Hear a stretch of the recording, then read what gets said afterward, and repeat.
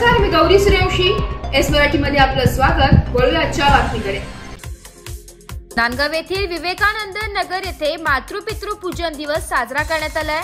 विवेकानंद नगर नागेश्वर मंदिर येथे मातृपितृ पूजनला मोठ्या संख्येने आई वडिलांची उपस्थिती होती.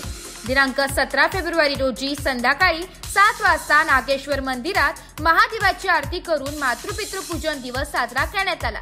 मातृपितृ पूजन हा केवळ एक धार्मिक किंवा सामाजिक उपक्रम नसून तो कुटुंब संस्थेच्या महत्त्वावर प्रकाश टाकतो. या दिवशी आपल्या आई वडिलांची पूजा करतात, त्यांना तिलक लावतात, हार अर्पण करतात आणि त्यांचे पाय पडून आशीर्वाद घेतात. हा उत्सव भारतीय संस्कृती आणि कुटुंब संस्थेला बलवत्तर करण्यासाठी उपयुक्त ठरतो.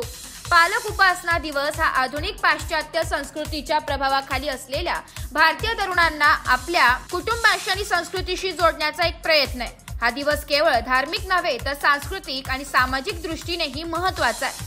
भारतीय संस्कृतीत आई वडिलांचे स्थान सर्वोच्च मानले जाते आणि या उत्सवामुळे त्यांच्या प्रति कृतज्ञता व्यक्त करण्याची संधी मिळते. नांदगाव तालुक्यातील विवेकानंद नगर येथील नागेश्वर मंदिरात मातृपितृ दिवस साजरा करण्यात आलाय. विवेकानंद नगर येथील रहिवासी आपले कुटुंबासहित आई वडील, आजी आजोबा, ज्येष्ठ नागरिकांची देखील उपस्थिती बघायला मिळाली. दिनांक 17 फेब्रुवारी 2025 रोजी आपल्या नांदगाव शहरामध्ये नागेश्वर मंदिरामध्ये मातृपितृ पूजन दिवस हा दिवस खूप उत्साहाने व आनंदाने साजरा करण्यात आला. त्याबद्दल मी सर्वप्रथम सर्वांचे आभार व्यक्त करतो की त्यांनी या कार्यक्रमास खूप खूप प्रतिसाद दिला व असा सुंदर सोहळा आम्हाला पाहायला भेटला.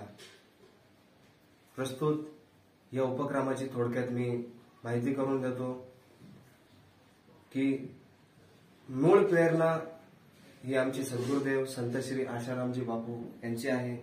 त्यांनी 2006 पासून या दिव्य अशा उत्सवाची सुरुवात केली. आई वडिलांच्या प्रेमाच्या.